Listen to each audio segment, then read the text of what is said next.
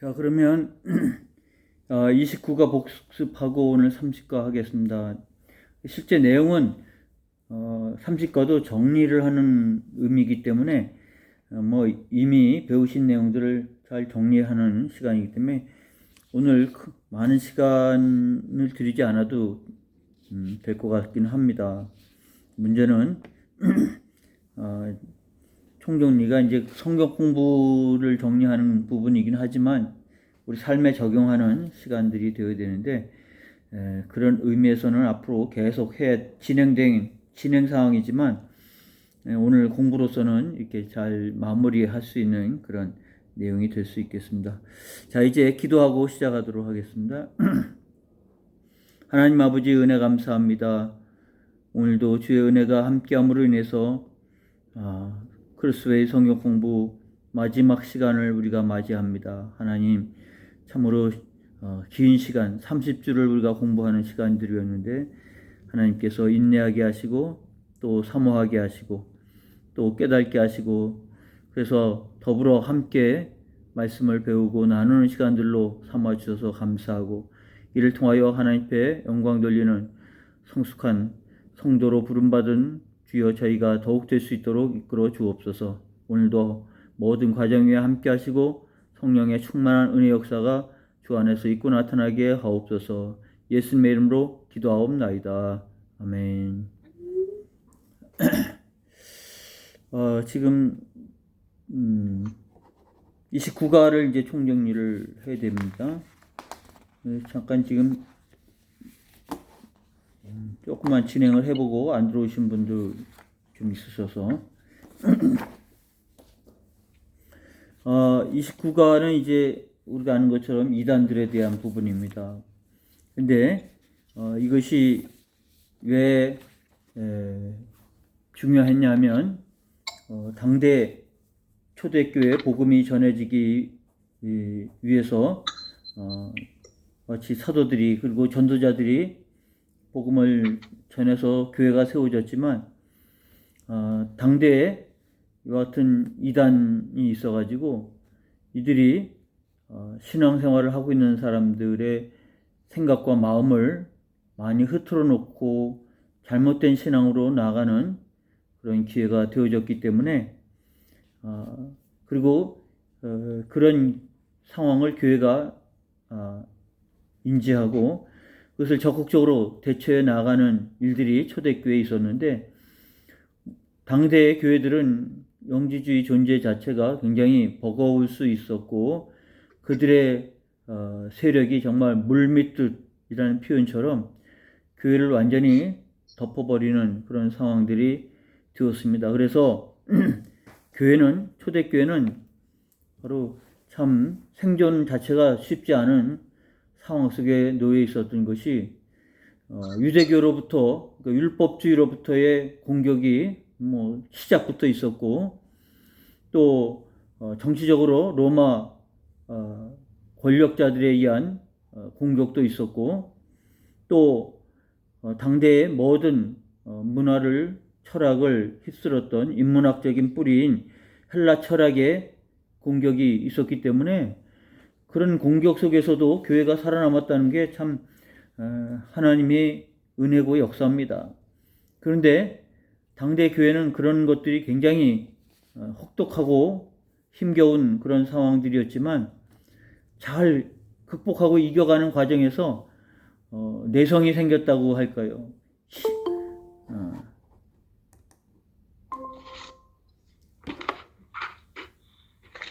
안녕하세요. 예, 안녕하세요. 늦었어. 예. 조금 이제 시작을 했었습니다. 그래서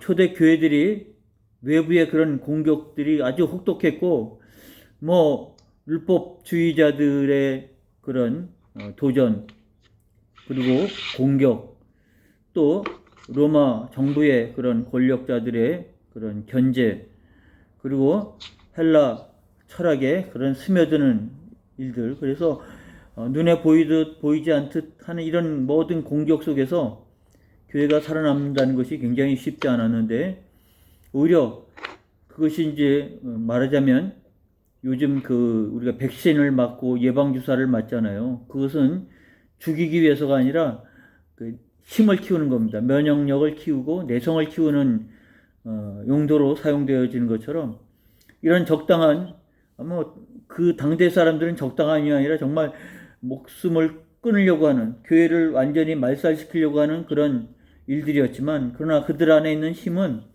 바로 그것을 잘 대처하고 그리고 그것을 극복해가는 과정에서 본인들이 갖고 있는 신앙, 그 복음을 더욱더 선명하게 만드는, 그리고 더 굳건하게 만드는, 그래서 이 뼈가 더 굳어지는, 터가 더 굳어지는 그런 작업을 했다고 결과적으로 보면 그렇습니다. 근데 당대 그들에게 있어서는 굉장히 쉽지 않은 문제였어요.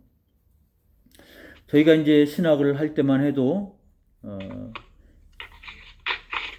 1980년대 신학을 했는데, 저희 공부하신 분도 그렇고 우리 조금 윗세대도 그렇고 아주 오래전은 말할 것도 없지만 이 신앙의 1세대들이 신학교를 많이 왔어요.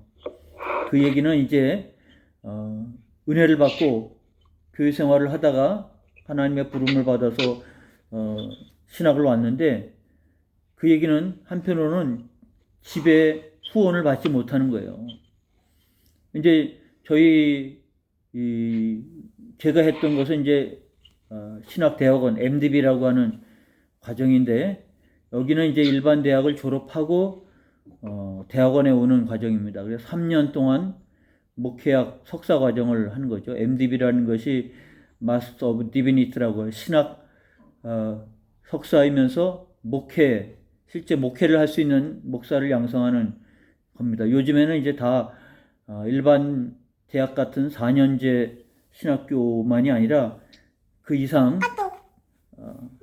대학원을 하도록 그렇게 되어 있어요. 그래서 저희 같은 경우 일반 대학을 하고 또 직장생활을 하다 오신 분들이 많이 있거든요. 근데 이런 분들은 이제 자기가 가정도 있고 생활도 해야 되는데 정말 은혜를 받아서 신학을 오게 되죠. 그러면 주변에서 얼마나 말렸겠습니까? 그럼 어떡하려고 너는 그러느냐. 근데 그런 것들을 다 뛰어넘고 나올 수 있는 그런 열정이 있었어요. 그것도 당대 고등학교 졸업하고 신학대학을 오는 친구들도 본인은 이제 은혜 받고 왔지만 집에서는 믿지 않았고 신학을 가는 거에 있어서 후원을 안 하고, 그러니까 이 친구들은 어떻게 대학은 다니겠지만 기숙사에 들어가서 먹고 살 때 비용을 못 내는 거예요. 그래서 보통 이제 저희 같은 경우 그 기숙사에 딸린 식당이 이제 학교 식당이었는데, 거기서 이제 보통 점심 식사를 하든지 그러거든요. 근데 이 친구들은 집에서 후원을 못 하니까 돈이 없는 거죠. 그러면 점심시간에 어디 갑니까? 그 학교 뒷산이 이제 부천에 있는 서울신학대학 뒷산이 성주산이라고 하는 좀 부천 시내에 있는 산이 끼고 있어요. 그 학교가. 거기에 올라가서 기도를 하든지 아니면 교회 본관 건물 들어가는 입구에 기도실이 있어요. 거기 가서 기도하니, 식사 시간에 밥을 못 먹으니까 거기 가서 그 시간 동안 기도를 하는 거예요. 그리고 오후 강의를 들어오는 겁니다. 식사를 굶고. 그러니까 우리가 보면 정말 안타깝죠. 사정을 뻔히 아는데 그렇다고 매일 도울 수도 없는 문제잖아요. 저희들 같은 경우도 마찬가지. 저도 마찬가지로 신앙에 있어야 되니까 집에서 신학을 가라고 했을 리는 없고, 학교에서 이제 등록비는 교회에서 후원을 해줘서 등록을 했지만 학교 오고 가고 차비 식사 이런 것들은 해결을 할 수가 없잖아요. 집에서 도움을 받아야 되는데, 집에서 부모님들은 대학을 졸업하고 취직을 해야 되는데 신학을 갔으니까 전적인 후원을 할 수가 없었어요. 아주 기본적인 그런 생활을 할 수밖에 없었죠. 근데 그러면 정말 하나님 앞에 기도할 때 뭐라고 기도하겠습니까? 하나님을 위해서 전적으로 헌신해서 나왔는데 지금 먹고 사는 문제도 해결이 안 되고 공부는 해야 되는데, 그러면 하나님 주의 종이 되려고 하는데 좀 뒷받침을 좀 해줘야 되지 않겠습니까? 근데 정말 먹고 사는 게 어려워요. 제가 학교 통학하는 게 서울신학대학은 이제 서울 부천에 있어요. 저는 집이 서울에 있었고 통학 왔다 갔다 하는 것도 너무 힘들어서 그 학교 근처에서 방을 얻어갖고 자취하는 친구가 있었어요. 그래서 같이 더불어 좀 지내자. 그리고 식사는 이제 학교 기숙사의 식당에서 이제 사 먹어야 되는 겁니다. 그러니까 저는 이제 그냥 그런 대로 형편이 돼서 학교 기숙사에 가든지 뭐 그렇게 간단하게 해서 해결하는데 이 친구는 방만 간신히 얻었지 뭐 먹고 살 게 없는 거예요. 같이 그래서 6개월을 지나다 보면 남배에다 밥을 해가지고요. 진짜 고추장 아니면 간장 하나 가지고 밥을 먹는 거예요. 그 젊은 나이에. 그 뭐 오죽하면 상황이 그렇겠습니까? 근데 뭐 뭐라 그럴 게 없는 게 너도 나도 다 그러고 살고 있는 거였어요. 대부분이. 그러니까 집에 아버지가 목사든지 또 장로님이든지 그래서 후원하는 친구들은 다르겠지만 거의 대부분의 친구들이 그래요. 이제 무슨 얘기를 하려고 하냐면 그게 굉장히 신학을 본인이 결단해서 왔는데 어려운 거예요. 뭐 그런데 그게 오히려 하나님 앞에 부르짖게 하고 기도하게 하고 말하자면 연단의 과정인 거예요. 그래서 먹고 사는 게 힘들어서 신학을 그만둔 친구는 없어요. 다른 이유로 그만두지. 그것이 신학을 하는 사람들에게 있어서 하나의 과정이었다고 생각을 하는 거예요. 저희들은. 그리고 그것 때문에 뭐 얼굴에 그늘지거나 그러진 않았어요. 그리고 뻔히 알아요. 식사 시간에 안 보이면 그게 이제 기도하러 가는 거예요. 굶고 있는 거죠.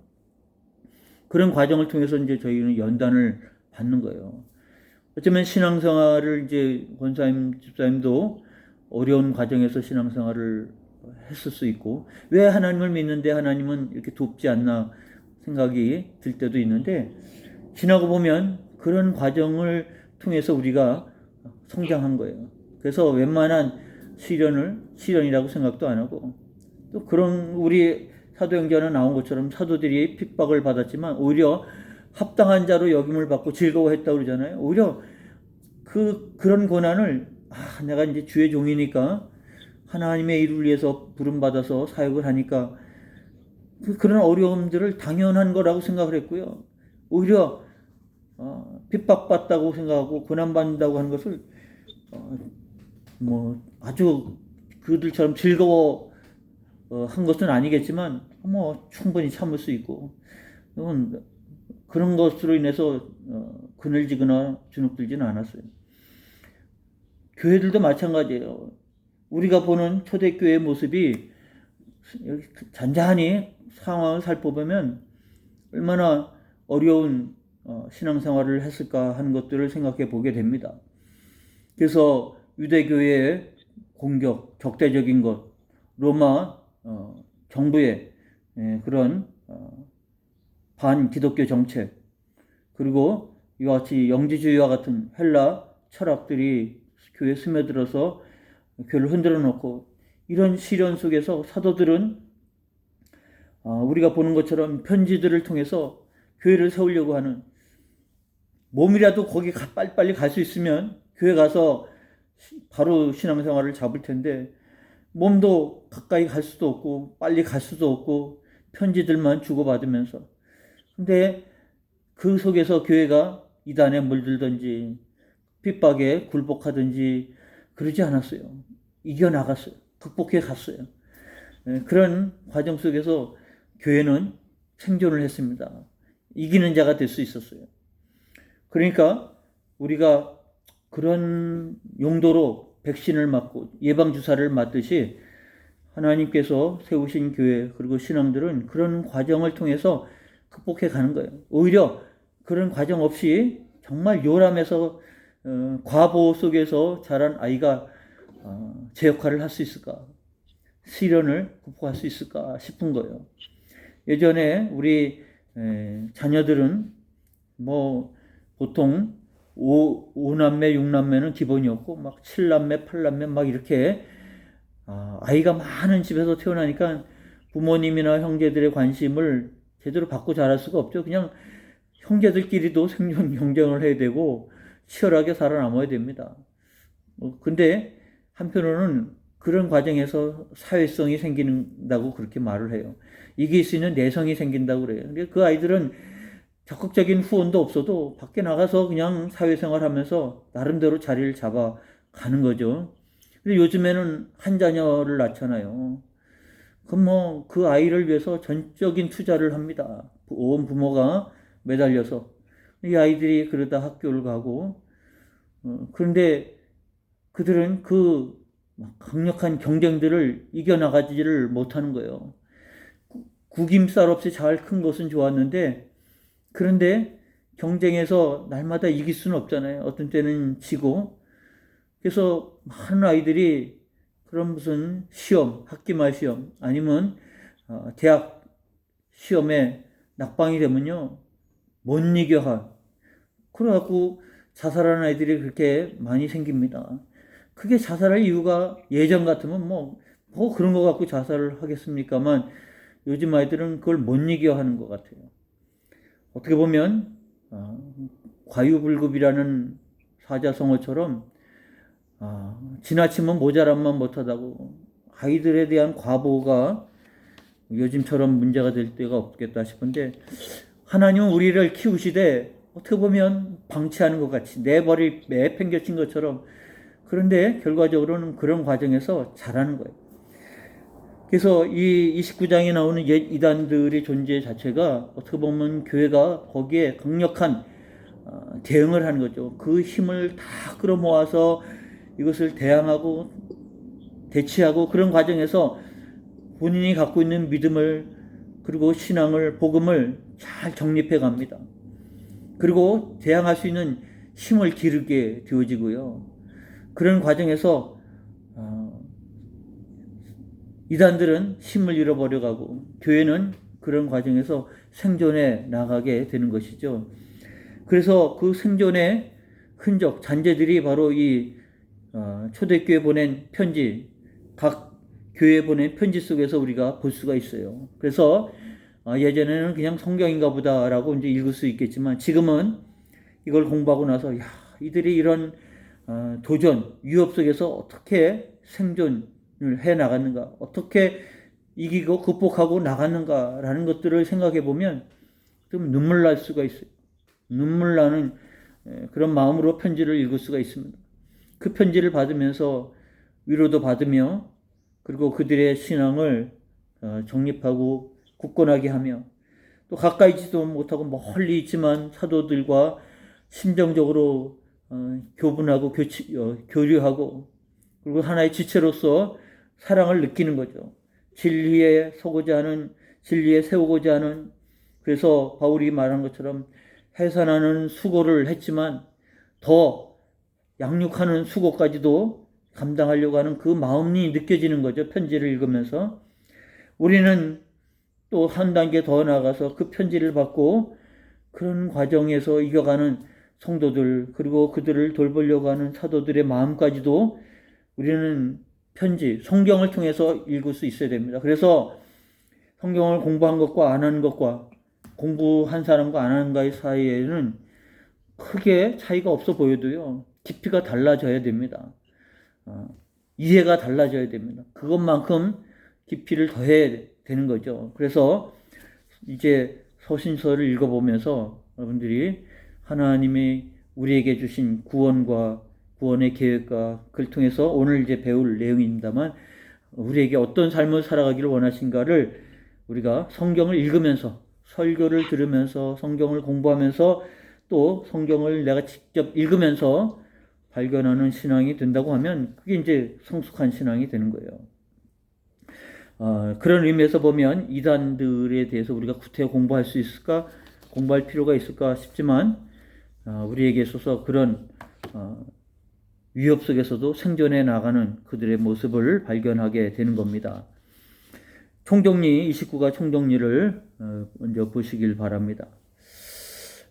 특히 요한 1서, 2서는 초대교회를 어지럽힌 영지주의에 대해서 분명히 변론하고 있어요. 그들의 잘못된 사상, 신앙을 언급할 뿐만 아니라 우리가 갖고 있는 복음의 확실한 분명한 것들을 세우는 용도로 보낸 편지가 요한 1서, 요한 2서라고 말할 수 있습니다. 영지주의를 한마디로 말하면 이와 같은 영과 육의 분리예요. 영은 하나님이시고 물질은 육위에 속해 있는 물질은 영적인 하나님과 완전히 분리되어 있다. 그래서 악한 그리고 불완전하고 타락한 이 육신과 같은 이것을 선하신 그리고 완전하신 하나님이 이렇게 미약한 인간을 만들 리가 없다 라고 이해를 하고 있는 게 영지주의입니다. 우리가 창세기에서 공부한 것처럼 하나님이 우리를 창조하시되 하나님은 모든 만물을 창조하시고 마지막에 인간을 창조하셨어요. 마지막에 인간을 창조한 이유는 뭡니까?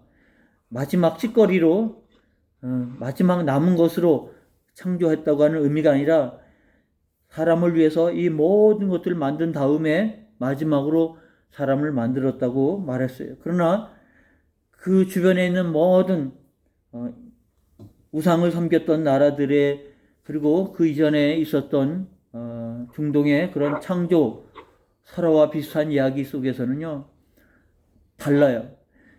모든 것들을 만들 때 인간은 가장 남아있는 찌꺼기 같은 것으로 만들었다. 그래서 인간은 불완전하고 부족하고 모순이고 그게 여러분 창세기에서 우리가 배운 공부의 내용 속에 있습니다. 나는 믿는다. 나는 믿지 않는다. 거기 2장 2과였던가요? 그래서 배웠어요. 그처럼 영지주의도 그와 같은 논리를 펴고 있어요. 영은 완전한 것이고 육은 불완전한 것이고 완전한 하나님이 불완전한 인간을 이렇게 만들었을 리가 없다라고 말하는 거예요. 그러니까 사람들이 그래 맞아. 하나님은 완전하시다라는 것을 고개를 끄덕이면서 인간은 너무 부족하고 모자라고 모순이다라는 것에 동의하고 그러다 보니까 하나님이 물질을 창조하지 않았다.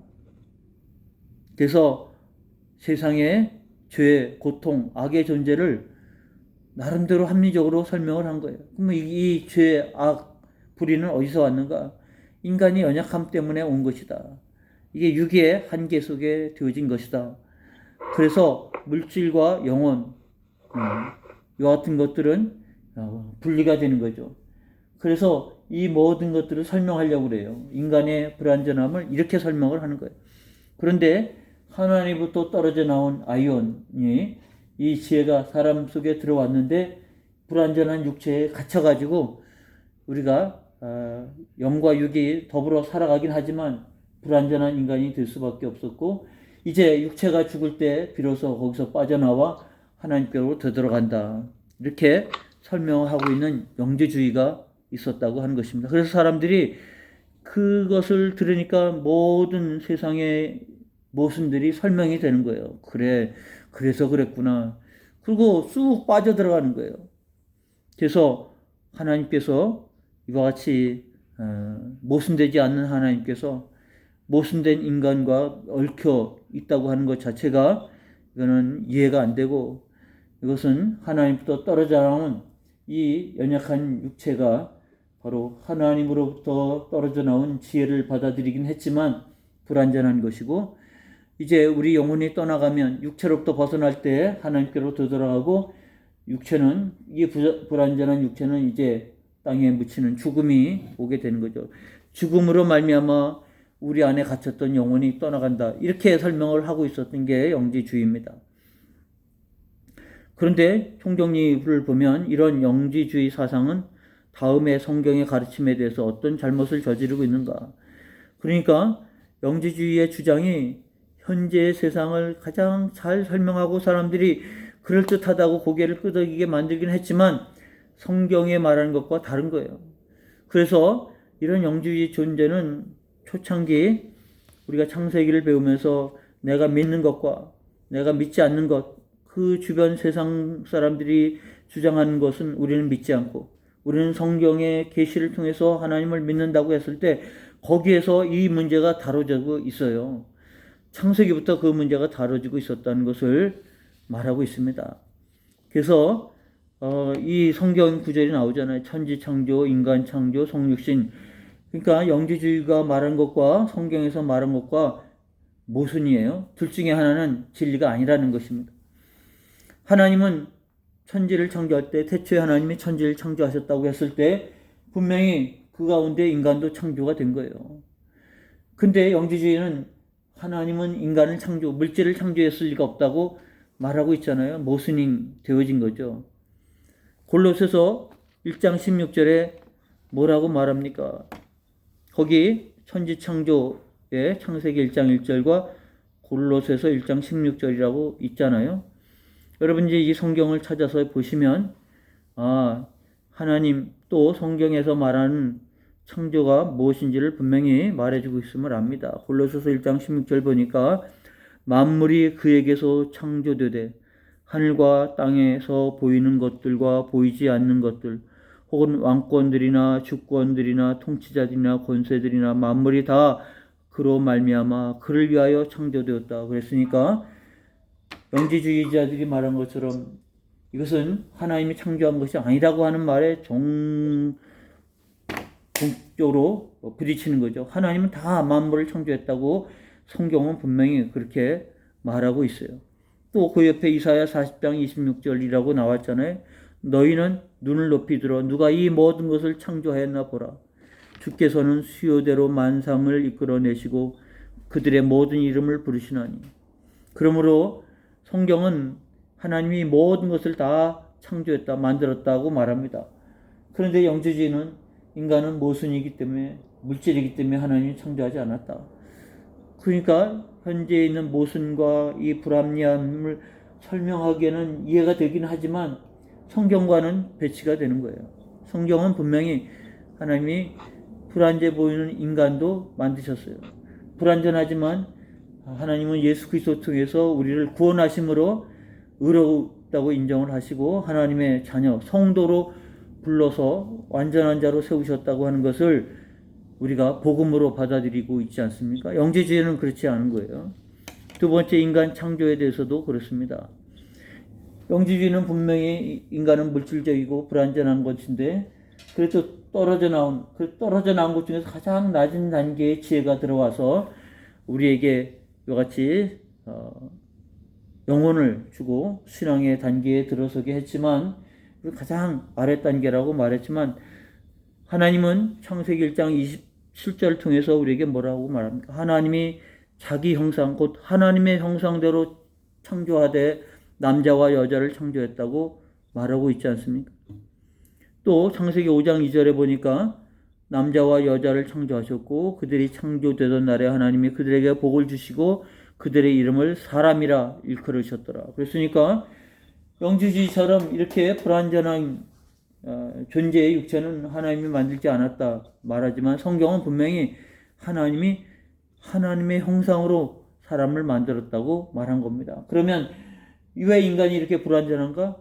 그것은 창세기 2장부터 나오는 죄의 기원을 말하고 있잖아요. 죄가 들어옴으로 말미암아 인간의 타락하고 하나님부터 멀어졌다고 하는 것을 우리가 크로스웨이 앞부분에서 배우지 않았습니까? 그런데 영지주의는 이건 하나님부터 창조된 것이 아니고 이게 저급한 창조가 되어졌기 때문에 이런 모순의 인간이라고 하는 것을 말하고 있지만 하나님은 우리를 하나님의 형상대로 지었다고 하는 부분을 분명히 말해주고 있는 것입니다.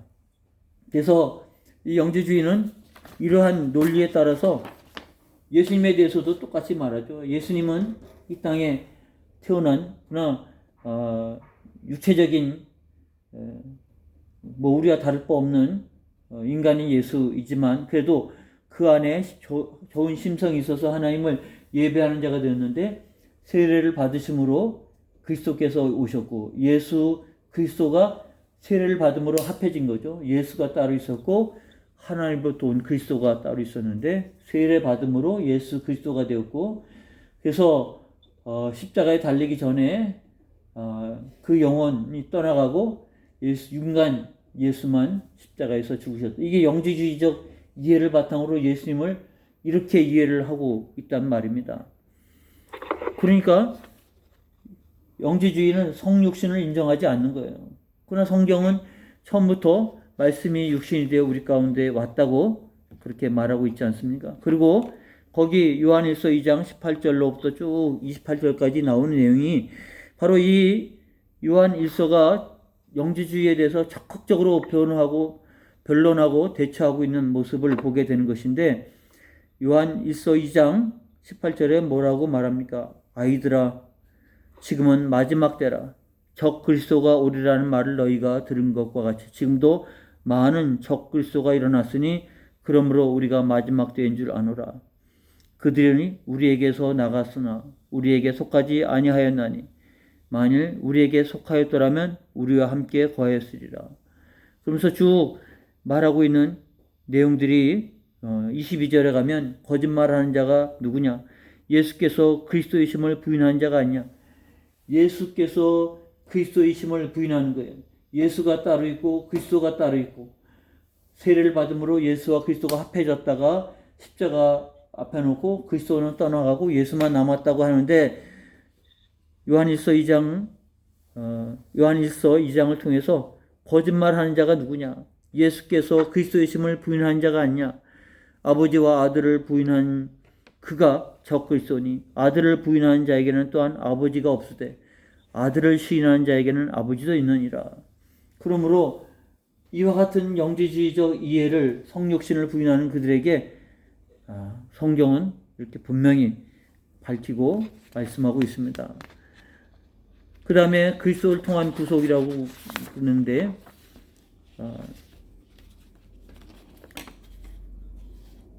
이들에게 있어서는 구속이라고 하는 것은 바로 이 육체를 떠나 영이 하나님께로 돌아가는 것이, 그래서 육체가 죽을 때 갇혀있던 영이 떠남으로 말미암아 구원이 일어난다고 하는 것이고, 예수 그리스도의 죽음과는 그 구원이 영원히 연관이 되어지지 않는 거예요. 그런데 성경은 뭐라고 말합니까?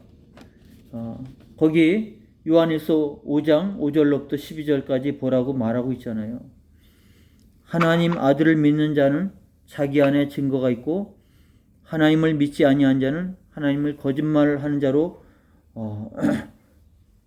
만드느냐니 이는 하나님께서 그 아들에 대하여 증언하신 증거를 믿지 아니함이거니와 또 증거는 이것이니 하나님에게 우리에게 영생을 주신 것과 이 생명이 그 아들 안에 있는 그것이라.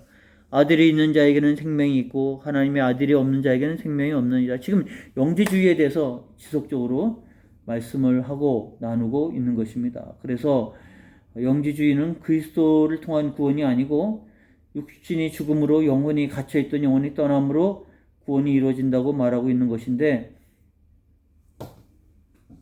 우리는 복음은 예수 그리스도 아들이 있음으로 말미암아, 아들을 영접함으로 말미암아 생명이 있는 거죠. 그래서 요한일서 5장 11절이 아주 중요한 증거가 되는 겁니다. 아들이 있는 자에게는, 아들은 이제 예수 그리스도죠. 예수 그리스도가 있는 자에게는 생명이 있고 하나님의 아들이 없는 자에게는 생명이 없느니라. 영지주의에게는 예수 그리스도가 없는 거예요. 그냥 예수였다가 떠난 그리스도, 분리된 그리스도를 말하는 것이죠.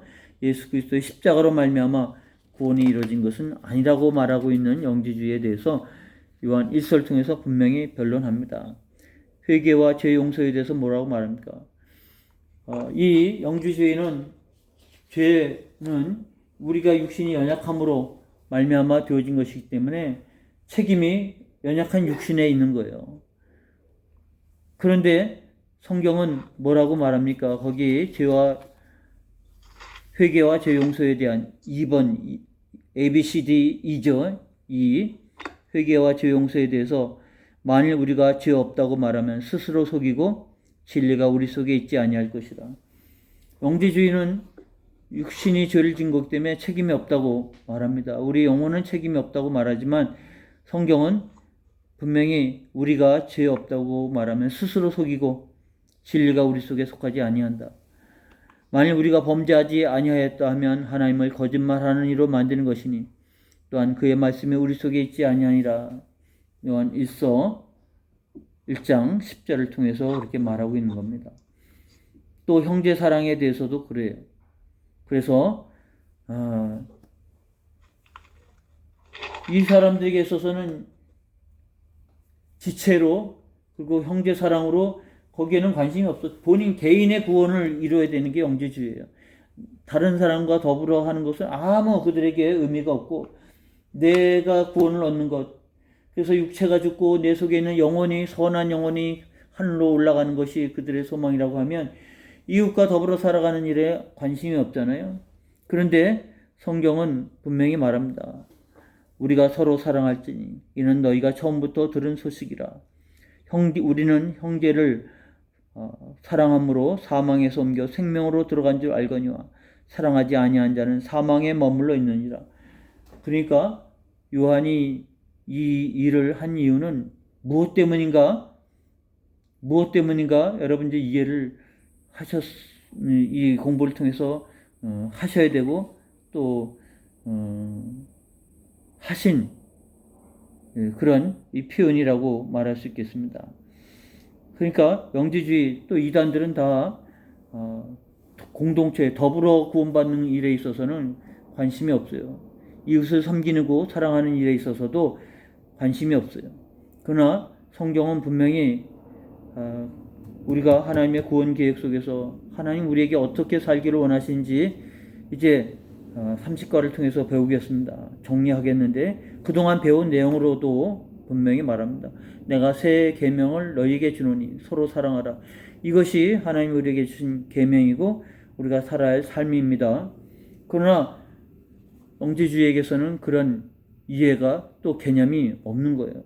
그러니까 이 영지주의가 얼마나 잘못됐는가를 이미 이제 영지주의에 물들어 있는 자들에게 이 요한 1서를 통해서 너희가 얼마나 성경을 잘못 알고 있는가, 진리에서 떠나 있는가라는 것을 깨우쳐 주고 있는 거죠. 그만큼 교회는 심각했고 교회 안에 있으면서 영지주의 사상을 갖고 있는 사람들이 굉장히 많았다라는 것을 알게 됩니다. 그리고 이 성경을 통해서 그들이 진리에서 떠났고 복음에서 떠났다는 것을 알고 돌이키도록 우리가 죄 없다고 하면, 그래서 지금 이단 영지주의의 교리를 배우는 게 아니에요. 그 당시 교회에서 떠나 교회에 있으면서도 영지주의 생각과 사상을 가지고 살아가는 많은 사람들에게 너희가 죄 없다고 하면, 하나님 앞에 회개할 것이 없다고 하면 그 영지주의에 속해 있는 거고 하나님을 거짓말하게 만드는 거고 말씀이 그 속에 있지 아니하니까 이거는 얼마나 그들로 하여금 청천벽력과 같은 말씀이겠습니까? 그들이 신앙생활을 했는데 이 신앙이 아니라고 말하는 거죠. 그러니까 이 성경을 통해서 그들이 돌이켜야 되는 거예요. 영지주의에서 빠져나오는 거고 복음으로 세워져 가야 한다는 것을 분명히 말해주고 있는 겁니다. 그래서 성경은 형제 사랑에 대해서 분명히 말하고 있는 것이죠. 요한일서 3장 거기 보라고 말한 성경 15절에부터 이렇게 나옵니다. 제가 읽어드립니다. 그 형제를 미워하는 자마다 살인하는 자니 살인하는 자마다 영생이 그 속에 거하지 아니하는 것을 너희가 아는 바라. 그가 우리를 위하여 목숨을 버리셨으니 우리가 이로써 사랑을 알고 우리도 형제를 위하여 목숨을 버리는 것이 마땅하니라. 누가 이 세상의 재물을 가지고 형제의 궁핍함을 보고도 도와줄 마음을 닫으면 하나님의 사랑이 어찌 그 속에 거하겠느냐. 자녀들아, 우리가 말과 혀로만 사랑하지 말고 행함과 진실함으로 하자. 왜 요한이 이런 말을 했는지 이제 여러분 영지주의를 배우고 난 다음에 그래서 이 말을 했구나 라고 이해를 하면 됩니다. 영지주의에서는 형제사랑이라는 게 없거든요. 근데 하나님이 우리를 위해서 자기를 버리신 것은 우리로 하여금 그렇게 형제를 섬기고 말로만이 아니라 구체적으로 섬기고, 그래서 말과 혀로만 사랑하지 말고 행함과 진실함으로 사랑함으로 공동체, 하나님께서 우리를 세우신 공동체를 이루고 그를 통해서 하나님의 구원을 이루어가는 그 같은 사명의 삶을 살아가야 된다. 28과를 통해서 우리가 배운 내용처럼 살아야 된다라는 것을 일깨워 주고 있는 것입니다. 그러므로 우리는 오히려 영지주의를 통해서 우리의 신앙의 본질을 더 깊이 이해하는 거예요. 그래서 왜 이런 자들이 생겼는가, 아니면 왜 이런 것을 우리가 공부하는가 하는 것은 그걸 통해서 우리의 신앙의 본질을 더 분명하게 공부하는 계기로 삼고자 하는 것입니다. 총정리 문제 두 번째예요. 영지주의의 사람들의 몸을 이해하는 데 있어서 저지른 잘못은 무엇인가, 그렇게 말하고 있지 않습니까?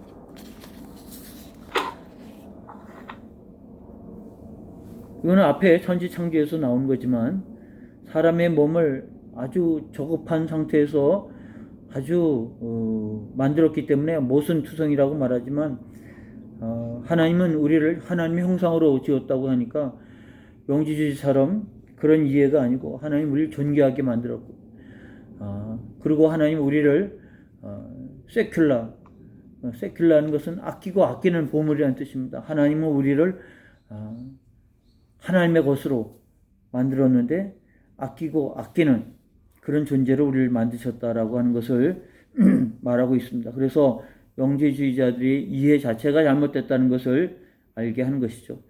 그런데 사실 우리는 그렇게 이해하고 있기 때문에 뭐 영지주의 자체가 많이 벗어났다는 걸 알고 있지만 당대 사람들에게는 이 영지주의에 깊이 물들어 있었기 때문에 성경에 오류가 있고 그리고 이 영지주의가 더 진리에 가깝다고 이해를 하고 있기 때문에 이 말씀이 강력하게 증거가 된 것입니다. 또한 우리도 이걸 통해서 혹여 행여나 우리 스스로 이와 같은 열등감, 우리 인간의 몸에 대한 그리고 자신의 삶, 인생에 대한 그런 생각들을 벗어버리고 하나님이 나를 하나님의 형상대로 지었다고 하는 바로 이 존중에 대한 이해와 또 사랑이 굉장히 필요한 것이죠. 그런 자기 정체성을 세우는 기회로 삼으면 좋겠다, 해당되는 말씀이라고 보여집니다. 3번은 오늘날 그리스도인들이 거짓 교훈, 거짓 영, 이단들을 분별함에 있어서 기준이 되는 것, 요한일서 4장 1절이죠. 사랑하는 자들아 영을 다 믿지 말고 오직 영들이 하나님께 속하였나 분별하라. 많은 거짓 선지자가 세상에 나왔습니다. 그랬으니까 우리는 혹하고 또 한편으로는 사람들이 접근해서 말하는 것에 내 정체성이 흐리니까 분명하지 못한 거예요. 담대하지 못한 거예요. 이기지 못하는 거예요. 그런데 이와 같은 일들에 주눅들지 말고 혹하지 말고 우리에게 주어진 하나님의 말씀으로 우리가 충분히 신앙에 설 수 있습니다. 담대함에 설 수 있습니다. 그래서 이단들도 그 자기 정체성을 분명히 하기 위해서 잘못된 교리지만 세뇌를 시키잖아요. 그래서 그 세뇌된 것에서 벗어나기가 쉽지 않습니다. 그래서 진리에 설 수 있도록 우리가 성경을 가르쳐줘도 그들은 아니다, 성경이 잘못된 것이라고 말하고 아니면 성경을 잘못 해석한 거라고 말하고 자기들의 신학, 자기들의 교리를 끝까지 주장하는 자들이 있어요. 그러니까 이와 같은 자들은 자기의 정체성을 강하게 하기 때문에 나머지를 다 부인하는 거죠. 자기가 진리고 나머지가 더 거짓됐다고 이런 교육 속에서 이와 같은 훈련을 받습니다. 근데 거꾸로 정말 진리 안에 있는 우리들은 진리가 흐리고 이 거짓된 것들에 대해서 오히려 자신감을 잃어버리고 주눅이 들 때가 많이 있는 거예요. 우리는 이런 공부를 통해서 내가 갖고 있는 이 신앙의 정체성을 분명히 하는 기회로 삼는 계기가 됩니다. 계기가 되어야 합니다. 그래서 분별할 수 있어야 되고 넉넉히 이길 수 있어야 되는데 그럴 만큼 하나님 우리에게 복음을 주셨어요.